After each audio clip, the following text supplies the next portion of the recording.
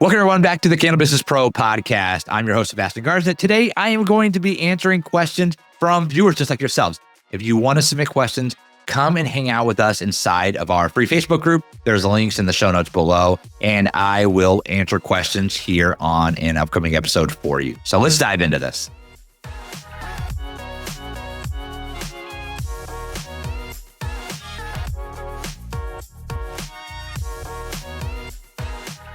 All right, so the first question is from Tori Hiller, and Tori's question is, what is the easiest change you made to scale?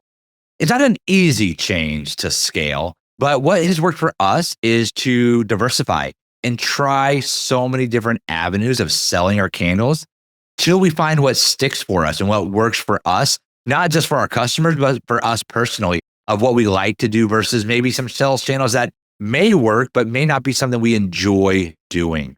I often see candle makers that are starting their business and they are posting on social media like we should all be doing, but they're not doing anything else. They haven't optimized their website. They're not doing some different channels. One of the things about being inside of the inner circle is we do a monthly workshop, right? And so these monthly workshops oftentimes are different sales channels that we're doing. So what I would say is work outside of just social media.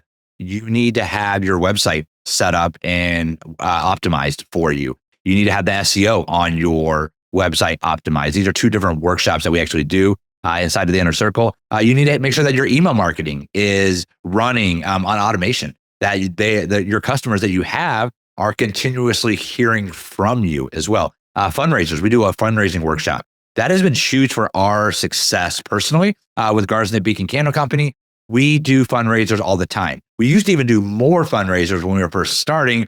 Now that we have a steady stream of sales coming in daily between our online, our stores, our wholesale orders, all of that, we don't do as many fundraisers. Now it's generally companies reaching out to us to do fundraisers because they have seen the success that other local businesses have had with us. Generally, we keep our fundraisers local. We do some national fundraisers for like the Trevor Project and other big organizations. But we usually keep them all small and local, and it helps the local community, but it also brings the local community's eyes to our brand, which in turn gets us on TV. We do the news. We've been in the newspaper half a dozen times now. We get featured in articles from local magazines, things like that. And that has just blossomed our business.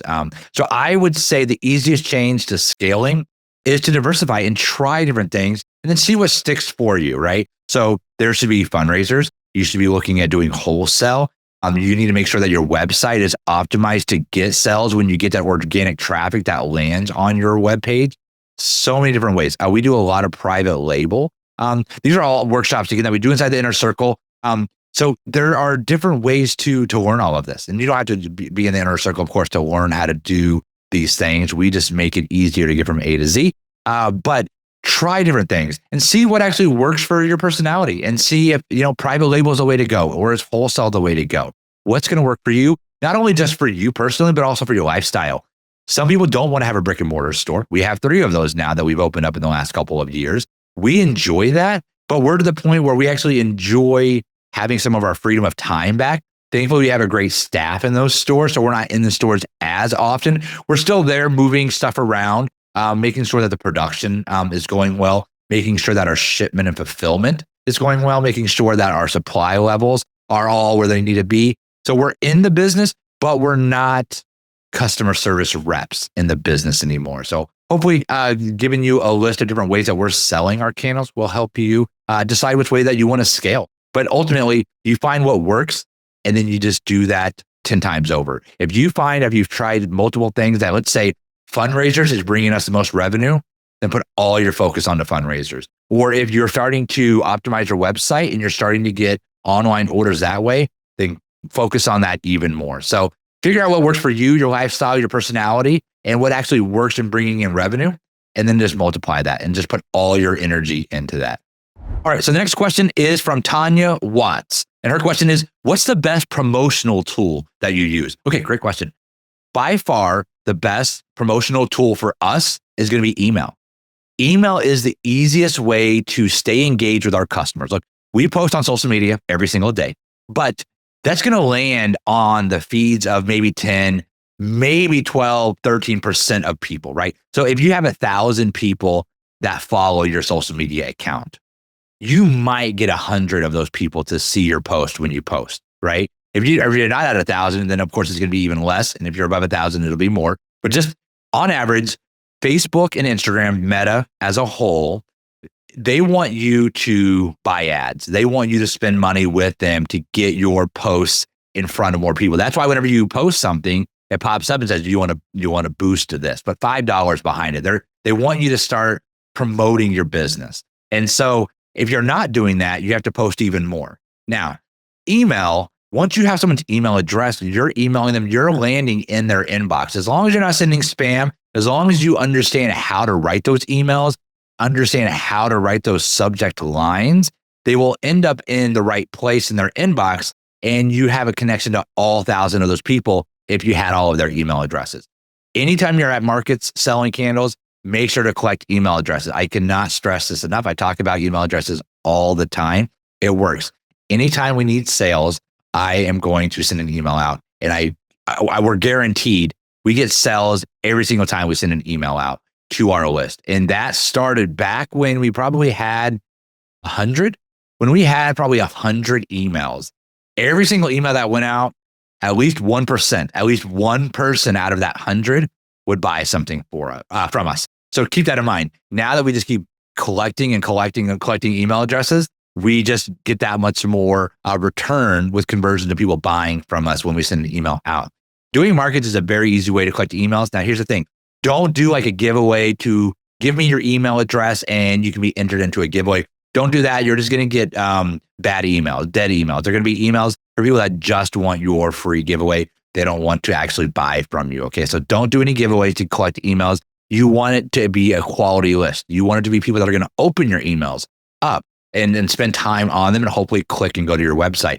If you collect 1,000 dead emails of people that don't even care about your brand, but you collected their emails, when Gmail or whatever service provider you're sending those emails from sees that everyone just deleted those emails and didn't open them, they're going to lower your quality score of your emails, and they're going to start being sent to the promotional folder or spam folder. So just keep that in mind. You only want quality emails. It's going to take some time to acquire all those, but that's what you want. You want to set yourself up for future success.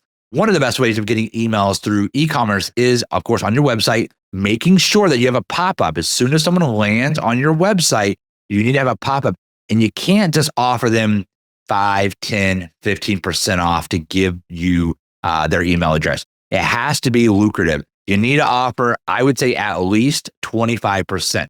Just think, you're still making money as long as you're priced right. You're going to make money on that. They're going to fall in love with your candles, save some money. They're going to buy those candles from you, fall in love with them, hopefully, and then rebuy from you at full price over and over and over again. So don't be hesitant on giving a really good discount up front for those first orders. Just think of that as a marketing dollar, right? That marketing dollar that you're spending on giving a discount on those first orders is still going to be less than what you're going to have to spend by when you run Facebook ads or Instagram ads to acquire a brand new customer. 25% is not a lot to spend as far as margin goes to acquire a new customer. So people would be running Facebook ads all day long if they could acquire a customer at 25%. So keep that in mind. Have a good discount on your website for them to give up that email address. So even if they don't buy right away, they're going to start getting the emails from you. They're going to see something that makes them kind of pull the trigger on that. Next question here is from Vanessa Russo. Hopefully I said that right, Vanessa. How to know when you are done testing?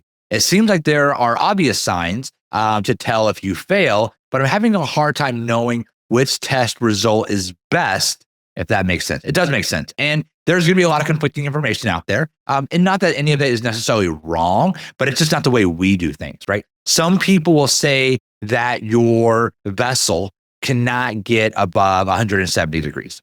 And some will say it can't get above 140 degrees. And some will say that the flame can't be above 1.5 inches, right? We all have different standards of what's going to fail or pass on our candle. Now, inside of our candle making course, we go way into detail with this and explaining how we do it. But essentially, an overview is you are going to want to test multiple candles at once. So we're going to test 3 candles at once. And this is exactly what we do inside of our course that I'm sharing with you here now. We're going to test 3 candles at once. We're going to start with the recommended wick. We actually have a wick guide that we created based on all of our testing of all different waxes and wicks. And so we're going to test starting with the recommended wick, and then one size up and one size down, so that we can understand the test results live as we are going through the testing phase. Because if you just test one wick and then you size up and then you wait for it to cure and then you test that one, the differences are usually pretty small to where we can't remember back to 2 weeks ago or to 3 weeks ago, right? So we're going to test 3 candles all at one time to see what the results are. We want to, make sure that we're getting close to a full melt pool, if not a completely full melt pool.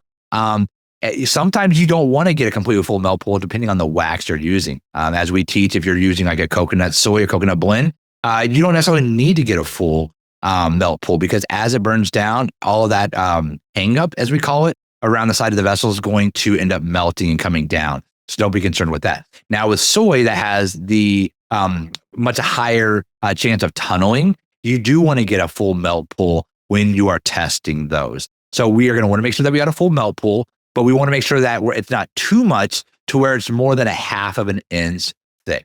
So that's the key for you from one of our secrets, is 1/2 of an inch melt pool. As long as you keep that melt pool at 1/2 of an inch or less, your candles should be completely safe. We have never in our testing had a broken candle ever. And we've kept it under 1/2 of an inch every single time. So just keep that in mind. That will hopefully help you at least feel confident in your in your candles. But definitely feel free to reach out to us inside of the Facebook group, and I can also give you some more, maybe some photos and things as well to share with you. Next question here is from Brittany, and I might mispronounce this last name as well. Brittany McEachern. Hopefully I said that right. If not, definitely correct me. Your question here is what is the best way to market our candles? Okay, so this is kind of like the promotional tool, which is going to be email. Email is the best way to market your candles, because you're going to have that connection with people. You show up in their inbox. Most people are going through their inbox every single day. That's the easiest way, or the best way, I should say, to market your candles. Maybe not the easiest, because you might not have those email addresses when we're first starting out, or if they haven't bought from us before, we don't have those. So social media is, like I said, is good. Just keep in mind that when you have, say, 100 followers and you make a post and only 2 people like it, don't get discouraged, because when you posted that, probably only 10 people are going to see it. So if you had 2 out of 10 people like it, that's actually a pretty good conversion rate on getting engagement with that. You just have to have repetition over and over and over again, and you're going to grow. Our focus isn't necessarily on social media. We do it every day because we need to, and that's just part of marketing. But that's not where we get to most of our sales. That is just another touch point for us to stay in contact with our customers. But you can run Facebook ads. You just have to know how to do it. And that is the key, that I'm not an expert at it. We are like at that borderline of, we're at that break even when it comes to Facebook ads. So I can spend $1,000 on Facebook ads and I can break even. So I'll sell, maybe $2,000 worth of candles, but it's going to eat up, there's my cost of goods and my candles. And then there's also the advertising budget. So at the end of the day, I can almost break even. Sometimes I do better than that. Not great at it. It's really for when we're going to scale or we want to add new customers into our ecosystem. I can sell you a candle that essentially doesn't make me any money, but doesn't lose any money. But now you're on my email list. Now you've bought from me. You like my candles, hopefully, and you're going to keep buying from me in the future. So doing Facebook ads isn't a short-term, quick money maker. It's for a long-term gain. And it takes a while to get good at it. So I would stay away from it unless you have like an expert that you trust and hire. Be very careful when it comes to hiring an ads expert in the candle space or in any e-commerce space. The candle market is saturated. Disregard what other people that might call themselves a myth buster about busting the myth that the candle markets aren't saturated. It's very saturated. The way we operate a candle business is sticking out from other people. That's how you become successful. If the candle market wasn't saturated, even more people would be in it, right? We get into it because it's kind of easy to get into. Anyone can do it. But the people that are successful are the people that stick with it and they try the different avenues. Okay. So to run Facebook ads and sell candles, they have to be a really, really good ad agency. So just keep that in mind. Don't just hire someone. If you're going to hire someone, make sure that it's someone that's already running ads for someone else. And that has been successful or is currently running ads for another candle business. That's how you would feel a little bit more confident in hiring them to run the ads for you. The next question here is from Amanda Updike. And her question is, I have been making candles to get experience before I start selling. So what's the best way to start selling? Farmers markets, Etsy. I would like to start small. Okay, so farmers markets, like an actual farmers markets where they're selling food items right from the farms. You might get some traction there. It's a way to put yourself out in front of an audience. That's fantastic. I would recommend doing other types of markets. I would, the craft shows, art fairs, they're always happening at churches, high schools, convention centers.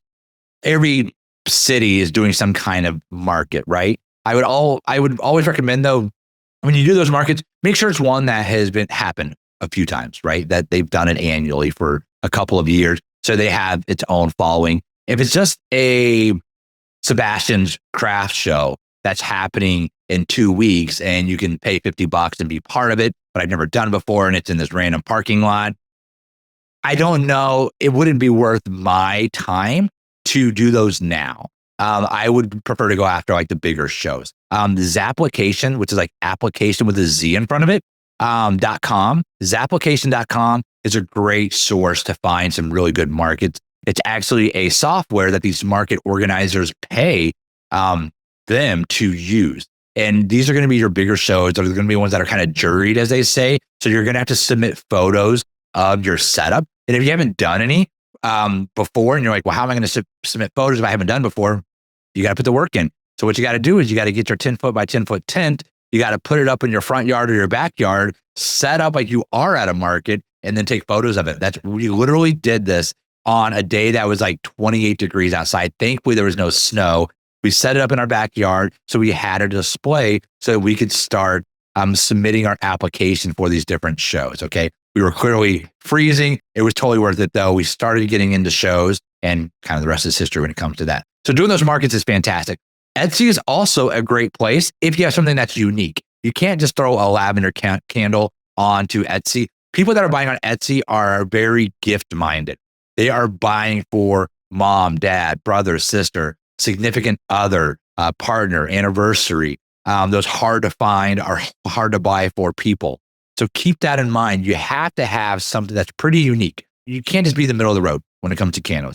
That's why you see a lot of the candles that do well on Etsy are going to be like those snarky, funny sayings on the labels that relate to something specific. Like, it's your 50th birthday, you're over the hill, right? Something like that, where someone is searching 50-year-old's birthday gift, and then a candle pops up for that, right? Our main classic line of candles with Garza and Beacon, we don't sell. They're on Etsy. We've been on Etsy since day one. And we'll get a sell or two a month. We put zero effort into it. But some of our more unique candles do decent on Etsy, and that's why we're still out there. But I would recommend you're going to put the effort into Etsy. You always want to put the effort into building a website. Whether you're going to do farmers markets, you're going to do fundraisers, you're going to do Etsy, you want to be able to manage all of your inventory. I always recommend Shopify. I'll actually put the link, our affiliate link in the notes below, which will actually save you. You'll get the best deal, which is like 3 months free. Depending on the time of year that you're watching this, they're always running a different special, but that link will get you whatever the current best unpublished deal is out there right now.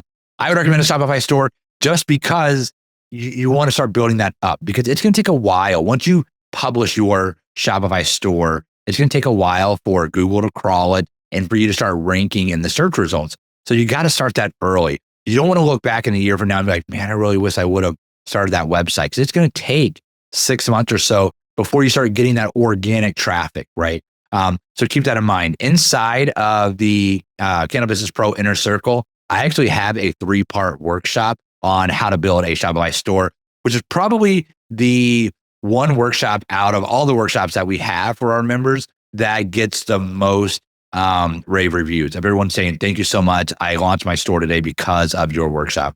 I walk you through step by step from like connecting it with your bank, going out and buying a domain, how to get your products on there, how we actually tag everything. So you have these collections built. I show you exactly how we build out a website. So that might be something for you to check out. If you want to join the inner circle just to build out your website, that's going to be what, $50 or so versus hiring someone $1,000, $1,500 to build a website. Just keep that in mind. Might be something for you. All right. Next question here is from Tammy Renee.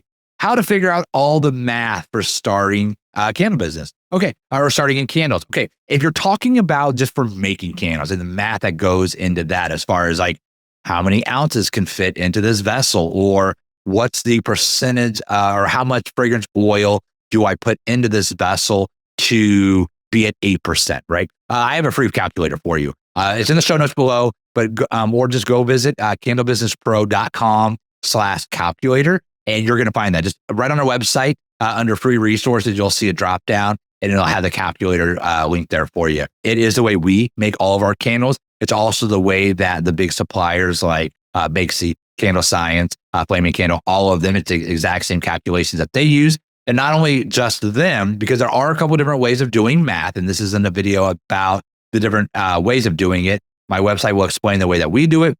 It's also the way that the big suppliers do it. But not only that, but also the manufacturer, Golden Brands, that does like Soy Wax 464 that we use in our candles. We are doing our calculations the way they are telling us to do it. So keep that in mind. It's a good calculator. It's completely free for you to use. You can grab that at candlebusinesspro.com.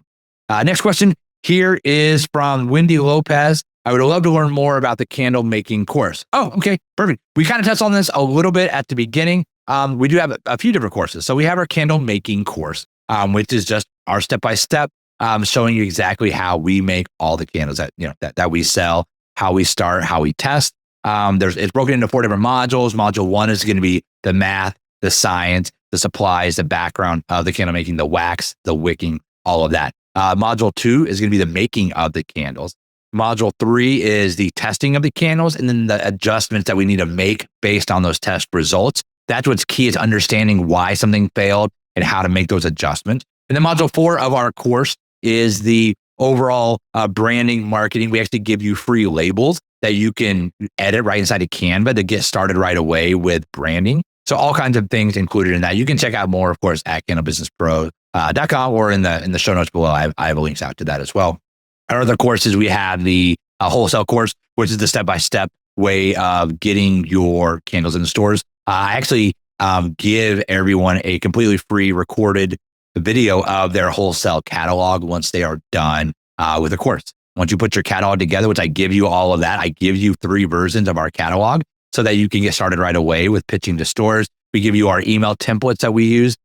It took us 2.5 years and to get up to where we are now, which we're at. We just crossed over 160 wholesale accounts that we use, but we are in like the international airports. Now we are in Rally House. We're in 45 of their stores across the country. We're hoping to go larger. They have like 320. So we're hoping to expand to go completely nationwide with them. So that's been pretty exciting. But we show you exactly how we do wholesale there as well. So those are the 2 different courses that we have, Wendy. So if you have any questions at all, don't hesitate to reach out. I'll respond back to you right away. All right. So that is it for this week. I hope this has been beneficial. Hopefully that you have gained some knowledge or gained some insight from us, or maybe seen something from a different perspective. Remember, there's so many different ways to be successful in a candle business. You just have to have a little bit of guidance and a little understanding on the direction that you want to go. And we're here to hopefully help you out with that. Thank you so much for tuning in. Again, if you have any questions, come hang out in the Facebook group. You can drop your questions there. You can also comment below, and I'm happy to help you out that way as well. Have a fantastic rest of your week. Talk soon.